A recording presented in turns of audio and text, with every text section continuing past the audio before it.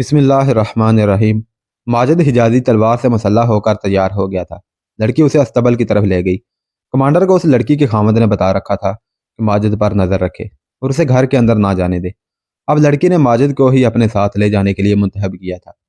Commander نے دیکھا کہ وہ دونوں استبل کی طرف چلے گئے تو وہ دوڑ کر اندر لڑکی کے خامد کو اطلاع دینے چلا گیا۔ وہ یقین کرنا چاہتا تھا کہ خامد کو معلوم ہے کہ اس کی بیوی مشتبہ باڈی گارڈ کے ساتھ جا رہی ہے۔ وہ لڑکی کو روک بھی نہیں سکتا تھا کیونکہ وہ اس کی مالکن تھی۔ وہ اندر گیا اور ڈرتے ڈرتے اپنے آقا کے کمرے کے دروازے پر ہاتھ رکھا۔ دروازہ کھل گیا۔ اندر قندیل جل رہی تھی اور کمرہ شراب کی بدبو سے بھرا ہوا تھا۔ اس نے اپنے آقا کو دیکھا۔ وہ بستر پر اس طرح پڑا تھا کہ اس کا سر اور بازو پلنگ سے لٹک رہا تھا۔ ایک خنجر اس کے سینے میں اترا ہوا تھا۔ اس کے سینے پر خنجر کے کئی زخم تھے۔ کمانڈر نے اس کی نبض دیکھی۔ وہ مرا ہوا تھا۔ اس کے کپڑے خون سے لال ہو گئے تھے۔ ماجد حجازی کو لڑکی بتا چکی تھی کہ اس نے اپنے خامد سے سارا منصوبہ معلوم کر لیا ہے اور اب اس منصوبے پر عمل شروع ہو رہا ہے۔ اس نے خامد کو روزمرہ کی طرح شراب پلائی اور اتنی پلائی کہ وہ بے ہوش ہو گیا۔ لڑکی اسے بے ہوشی کی حالت میں چھوڑ کر آ سکتی تھی لیکن انتقام کے جذبے نے اسے پاگل کر دیا۔ اس نے اسی کے خنجر سے اس کا سینہ چھلنی کر دیا اور خنجر اس کے سینے میں ہی رہنے دیا۔ ماجد حجازی گھبرایا نہیں۔ وہ تو ہر لمحہ کسی نہ کسی اچانک پیدا ہونے والی صورتحال کے لیے تیار رہتا تھا۔ اس نے لڑکی کے اس اقدام کو سراہا اور اسے کہا کہ وہ اطمینان سے گھوڑے پر سوار ہو جائے۔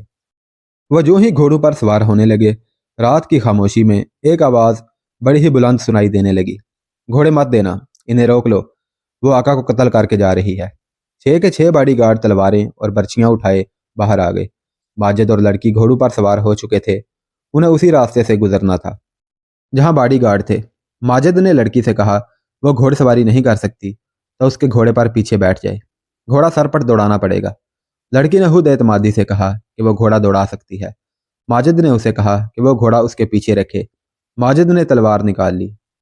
ادھر باڈی گارڈوں کا شور بڑھتا جا رہا تھا اور وہ استبل کی طرف دوڑتے آ رہے تھے۔ ماجد نے گھوڑے کو ایڑی لگا دی۔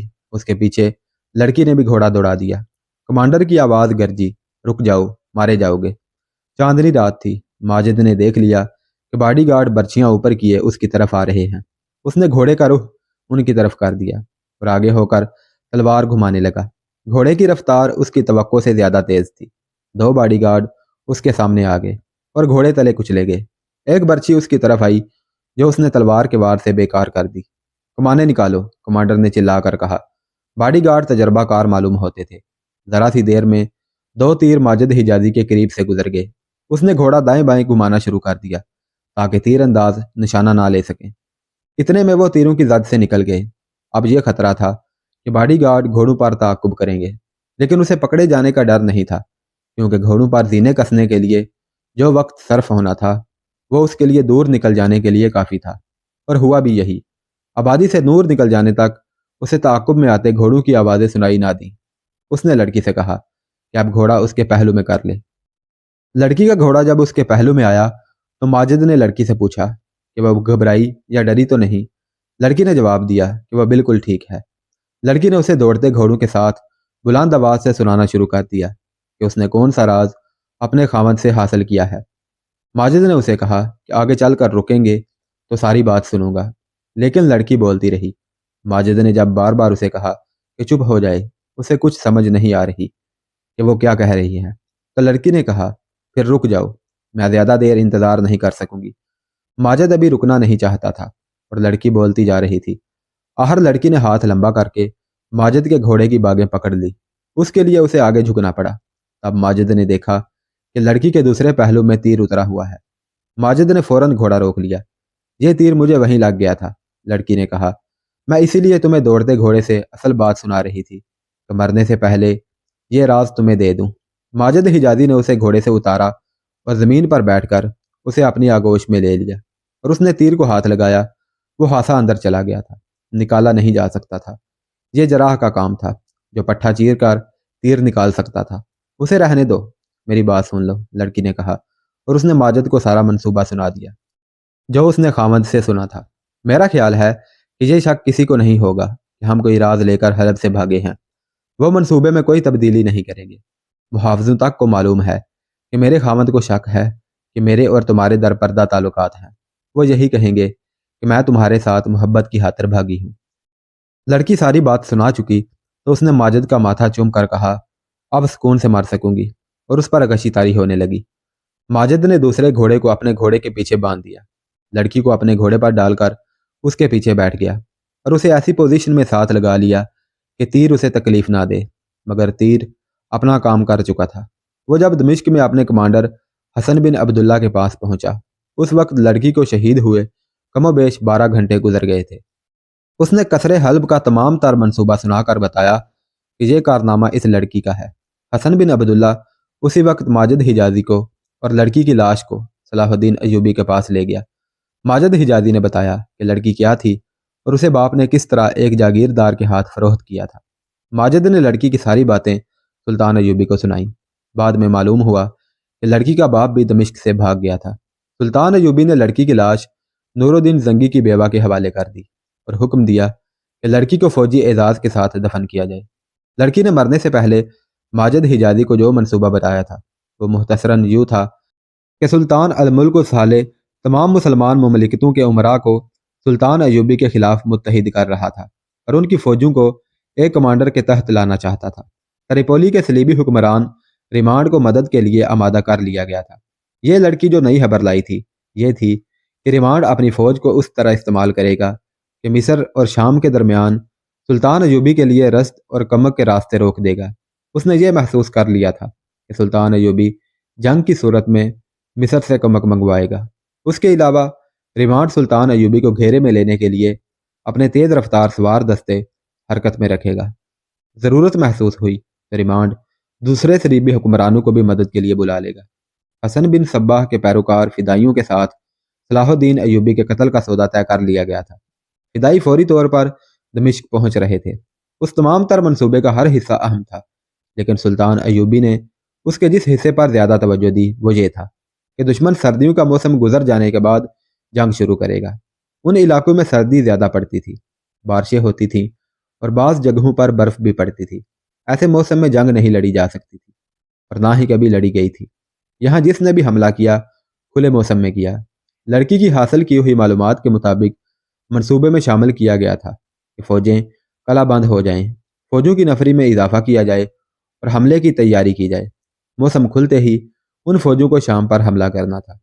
صلیبی حکمران ریمانڈ کو جنگی مدد کا معاوضہ پیش کیا گیا تھا جو سونے کے سکوں کی صورت میں تھا۔ ریمانڈ نے شرط پیش کی تھی کہ اسے یہ معاوضہ پہلے ادا کر دیا جائے۔ صالح کے حواری امراء نے فیصلہ کیا کہ معاوضہ فوراً بھیج دیا جائے۔ آہ مسلمانوں کی بد نصیبی، سلطان ایوبی نے آہ لے کر کہا، آج مسلمان کفار کے کندھے سے کندھا ملا کر اسلام کے خلاف اٹھے ہیں۔ میرے رسول صلی اللہ علیہ وسلم کی روح کو اس سے زیادہ اور اذیت کیا ملے گی؟ قاضی بہاؤالدین شداد اپنی یادداشتوں کی دوسری جلد میں لکھتے ہیں، میرا عزیز دوست صلاح الدین ایوبی اتنا جذباتی کبھی نہیں ہوا تھا جتنا اس وقت ہوا۔ اس کی آنکھوں میں آنسو بھی آ گئے تھے۔ وہ کمرے میں ٹہل رہا تھا، رک گیا اور ایسے جوش میں بولا جس میں جذباتیت زیادہ تھی۔ کہنے لگا، یہ ہمارے بھائی نہیں، ہمارے دشمن ہیں۔ اگر مرتد بھائی کا قتل گناہ ہے تو میں یہ گناہ کروں گا۔ اس جہان میں اپنے رسول صلی اللہ علیہ وسلم کے مذہب کو رسوا نہیں ہونے دوں گا۔ میرا ضمیر پاک ہے۔ اس حکومت پر لعنت، اس حکمران پر لعنت جو کفار سے دوستی کے معاہدے کرے اور کفار سے مدد مانگے۔ میں جانتا ہوں کہ یہ سب دولت اور حکومت کا لالچ ہے۔ یہ لوگ ایمان نیلام کر کے حکومت کا نشہ پورا کرنا چاہتے ہیں۔ اس نے تلوار کے دستے پر ہاتھ مار کر کہا، وہ سردی میں نہیں لڑنا چاہتے، وہ برفانی دیواروں میں لڑنے سے ڈرتے ہیں۔ میں سردی میں لڑوں گا، برف سے لدی چوٹیوں پر اور یخ دریاؤں میں لڑوں گا۔ صلاح الدین ایوبی حقیقت پسند تھا۔ جذبات سے مغلوب ہو کر اس نے کبھی کوئی فیصلہ نہیں کیا تھا۔ جنگ کے متعلق اس نے کبھی نعرہ نہیں لگایا تھا۔ وہ دو ٹوک ہدایات دیا کرتا تھا۔ ہر دستے کے کماندار کو دفتر میں کاغذ پر لکیریں ڈال کر اور میدان جنگ میں زمین پر انگلی سے لکیریں کھینچ کر ہدایات دیا کرتا تھا، مگر اس دن اسے اپنے اوپر قابو نہیں رہا۔ اس نے ایسی باتیں بھی کہہ دی جو وہ عام محفل میں نہیں کہا کرتا تھا۔ وہ شاید یہ جانتا تھا کہ اس محفل میں فوج کے قابل اعتماد سالاروں اور میرے سوا اور کوئی نہیں۔ توفیق جواد، سلطان ایوبی نے دمشق کی فوج کے سالار جواد سے کہا، میں ابھی تک نہیں جان سکا کہ تمہاری فوج سردیوں میں لڑ سکے گی یا نہیں۔ جواب دینے سے پہلے یہ سوچ لو کہ میں رات کو छापा मारों को ऐसी जगहों पर छापे मारने के लिए भेजूंगा जहां उन्हें दरिया में से गुजर कर जाना पड़ेगा। बारिश भी होगी और बर्फ भी हो सकती है। मैं आपको ये यकीन दिला सकता हूँ कि मेरी फौज में जज्बा है। सलार तौफीक जवाद ने कहा। उसका सबूत यह है कि ये फौज मेरे साथ है और साले के साथ भाग नहीं गई। मेरे सिपाही जंग की गर्ज़ो गायत को समझते हैं।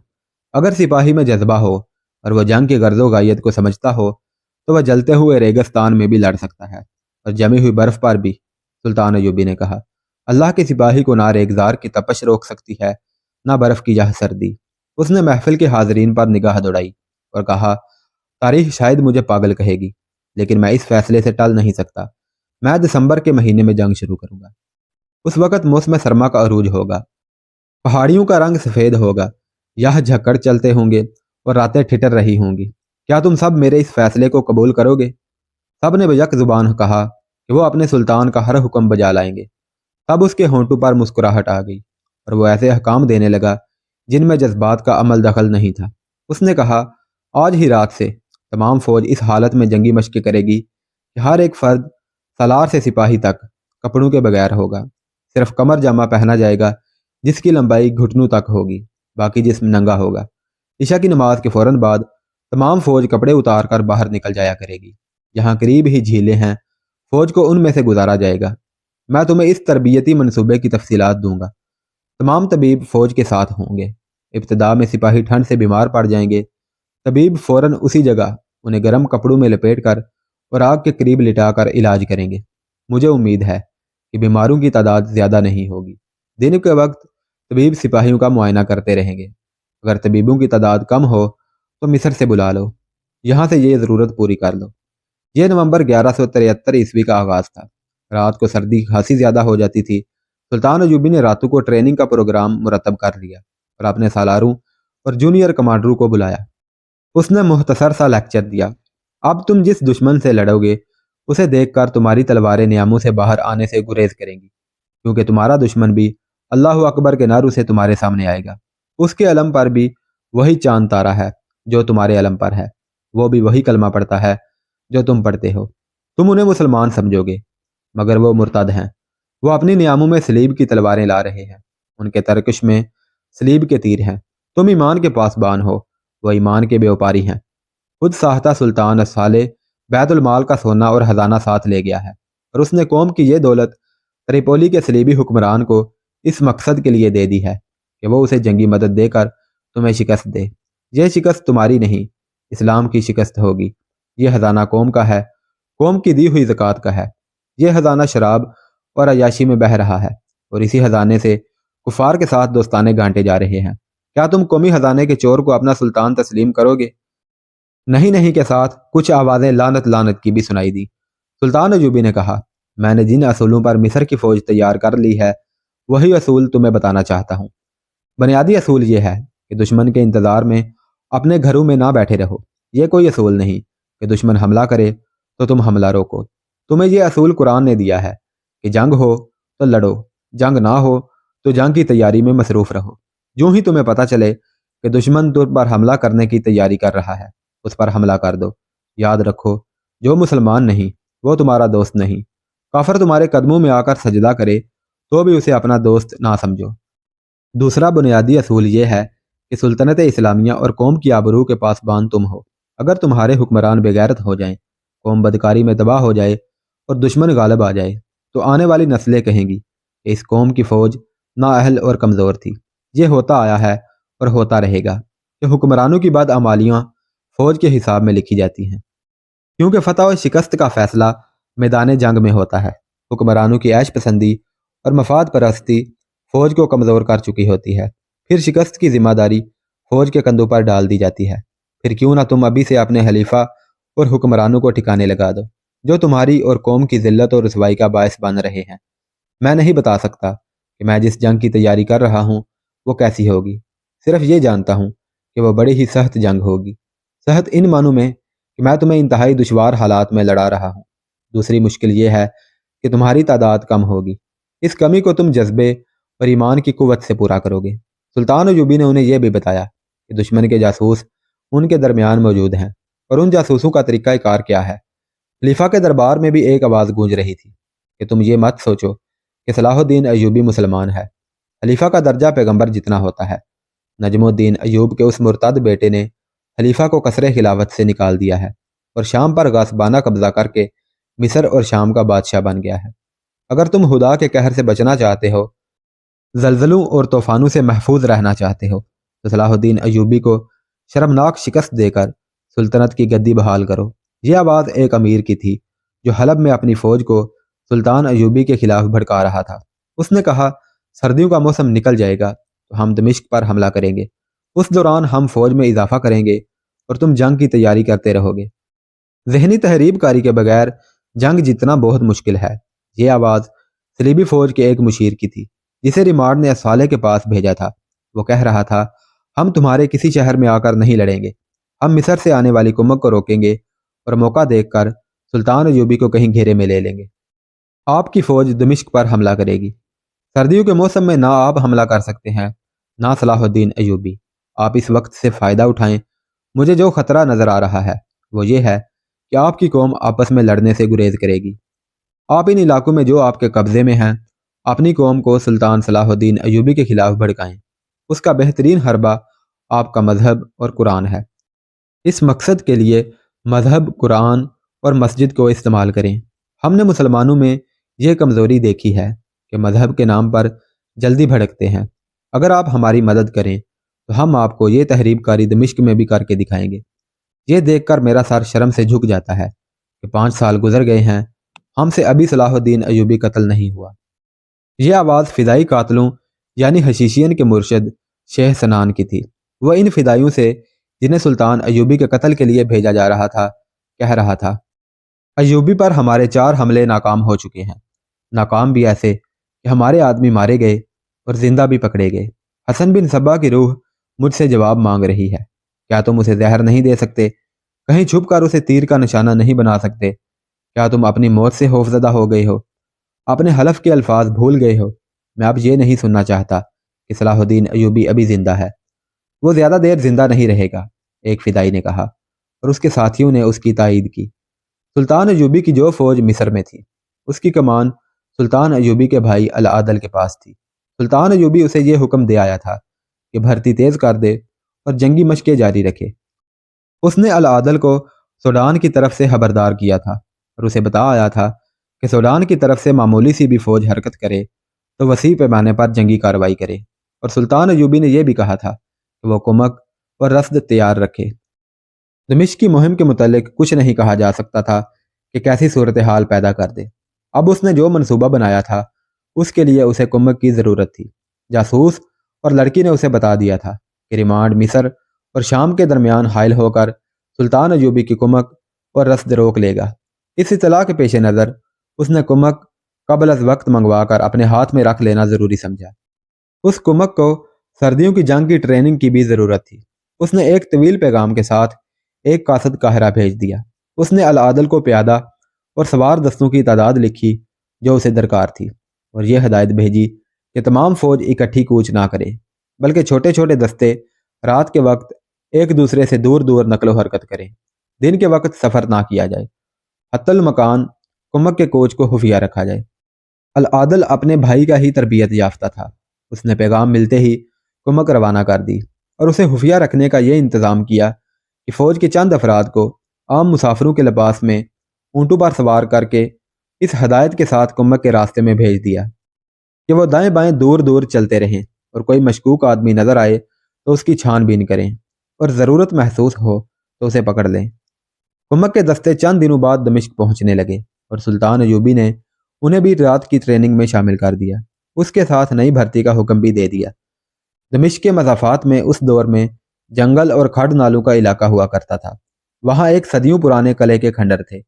اس کے اندر کبھی کوئی نہیں گیا تھا۔ رات کو لوگ اس کے قریب سے بھی نہیں گزرتے تھے۔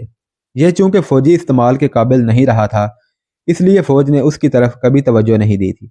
سلطان ایوبی کے دور میں دمشق کے دفاع کے لیے ایک اور جگہ قلعہ تعمیر کر لیا گیا تھا۔ وہ پرانا قلعہ ناگوں والا قلعہ کہلاتا تھا۔ مشہور تھا کہ اس میں ناگوں کا ایک جوڑا رہتا ہے۔ ناگ اور ناگن کی عمر 1000 سال ہو چکی ہے۔ یہ بھی کہا جاتا تھا کہ یہ قلعہ سکندر اعظم نے بنایا تھا، اور یہ بھی کہ یہ دارا ایرانی کا بنایا ہوا ہے۔ بعض اسے بنی اسرائیل کی تعمیر کہتے تھے۔ اس میں تو اختلاف پایا جاتا ہے کہ یہ کس کی تعمیر تھی۔ ایک روایت کو سب سچ مانتے تھے، کہتے تھے کہ صدیاں گزری، یہاں فارس کا ایک بادشاہ آیا تھا۔ یہ جگہ اسے اتنی پسند آئی کہ یہاں اس نے یہ قلعہ تعمیر کیا، اس کے اندر اپنے لیے خوشنما محل بنایا، مگر اسے آباد کرنے کو اس کی بیوی نہیں تھی۔ اسے کسی گدڑیے کی بیٹی پسند آ گئی۔ اس لڑکی کا منگیتر بھی تھا۔ بادشاہ نے لڑکی کے ماں باپ کو بے بہا دولت دی اور ان سے لڑکی لے لی۔ منگیتر نے بادشاہ سے کہا کہ وہ اس قلعے میں کبھی آباد نہیں ہو سکے گا۔ بادشاہ نے اسے قلعے میں لے جا کر قتل کر دیا اور لاش اندر ہی کہیں دفن کر دی۔ لڑکی نے بادشاہ سے کہا کہ اس نے اس کا جسم خرید لیا ہے، اس کی روح آزاد ہو گئی ہے۔ پہلے روز ہی بادشاہ جب گدریے کی بیٹی کو شاہانہ لباس پہنا کر محل میں داخل ہوا تو فرش پر بیٹھ گیا اور دیواروں کے ساتھ چھت نیچے آ رہی۔ بادشاہ اور لڑکی ملبے میں دفن ہو گئی۔ بادشاہ کی فوج ملبہ ہٹانے لگی تو ملبے میں دو ناگ نکلے۔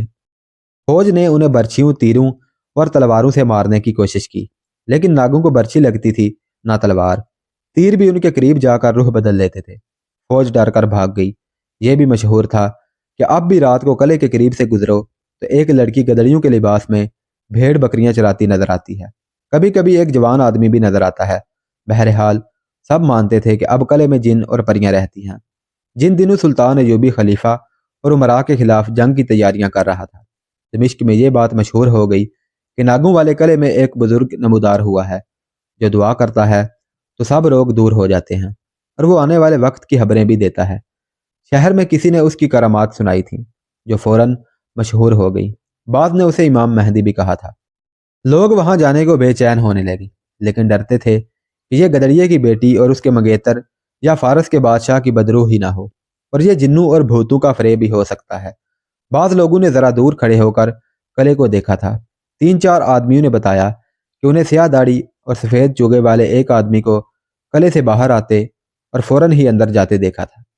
لوگوں کو اس بزرگ کی کرامات تو سنائی دیتی تھی، مگر ایسا کوئی آدمی نہیں ملتا تھا جس نے یہ کہا ہو کہ وہ قلعے کے اندر گیا اور اس کے لیے بزرگ نے دعا کی تھی۔ ایک روز سلطان ایوبی کے محافظ دستے کا ایک سپاہی ڈیوٹی کا وقت پورا کر کے کہیں گھوم پھر رہا تھا۔ وہ وجیح اور ہوبرو جوان تھا۔ محافظ دستے کے تمام جوان ایسے ہی تھے۔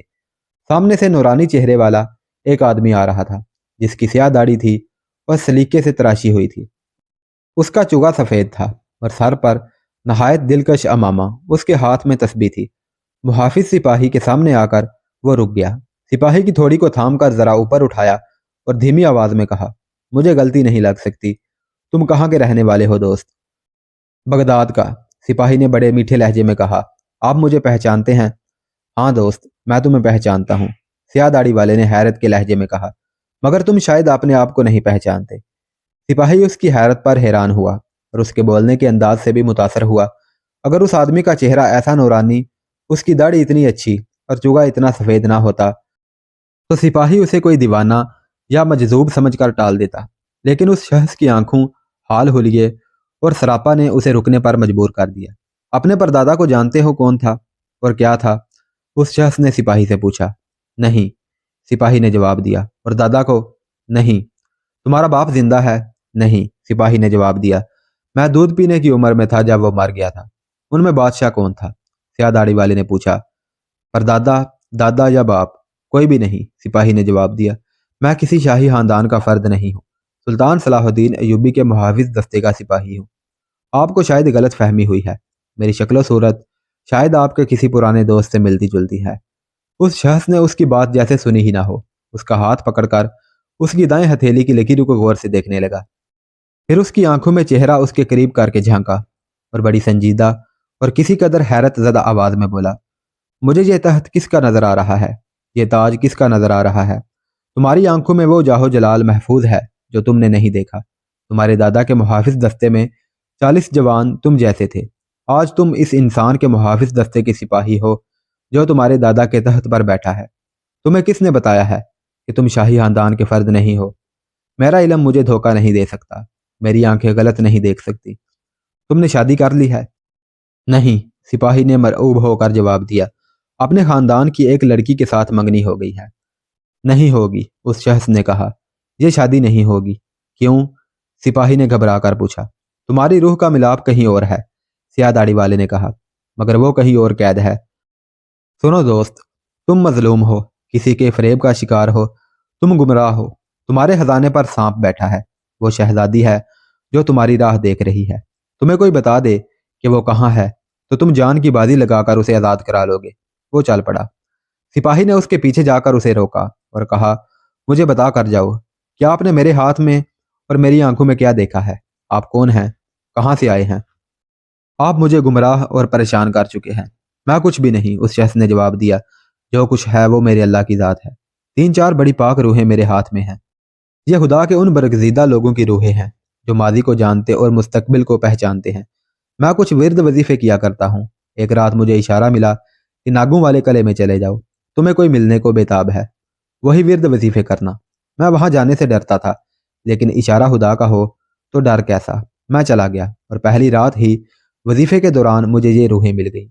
उन्होंने मुझे ये ताकत दे दी कि इंसान का चेहरा और आंखें देखकर उसके दादा परदादा तक की तस्वीरें नजर आ जाती हैं। मगर यह कैफियत मुझ पर कभी कभी तारी होती है। तुम्हें देखा तो मैं इस आलम में था। कान में एक रूह की सरगोशी सुनाई दी। उस जवान को देखो, शहजादा है मगर अपनी लोहे तकदीर से बेखबर है और सिपाहियों के लिबास में दूसरों की हिफाजत के लिए पहरा देता रहता है। यह कैफियत गुजर गई है। अब तुम मुझे सिर्फ सिपाही नजर आते हो। यह इंसानी फितरत की कमजोरी है कि हर कोई खजाने और जाहो हशमत के ख्वाब देखता है। यह सिपाही था। उसे खजाने और शहजादी का इशारा मिला तो सियाह रीछ की मिन्नत की कि उसे उसके मुतल्लिक कुछ बताए। सियाह रीछ ने मुस्कुरा कर कहा, मेरे पास नजूम का इल्म नहीं, गैबदान भी नहीं हूँ। अल्लाह अल्लाह करने वाला दरवेश हूँ। कोशिश करूंगा कि तुम्हें कुछ बता सकूं, लेकिन जहां तुम्हें बुलाऊंगा वहां तुम आओगे नहीं। जहां आप कहेंगे जाऊंगा, सिपाही ने कहा। नागों वाले कले में आ जाओगे? जरूर आऊंगा, सिपाही ने कहा। आज रात, सियाह दाढ़ी वाले ने कहा, गुस्ल करके जहन को दुनिया के ख्यालों से खाली करके आ जाना। और याद रखो, किसी से जिक्र ना करना, किसी को ना बताना कि मैं तुम्हें मिला था और तुम रात को कहीं जा रहे हो या नहीं। चोरी चोरी आना।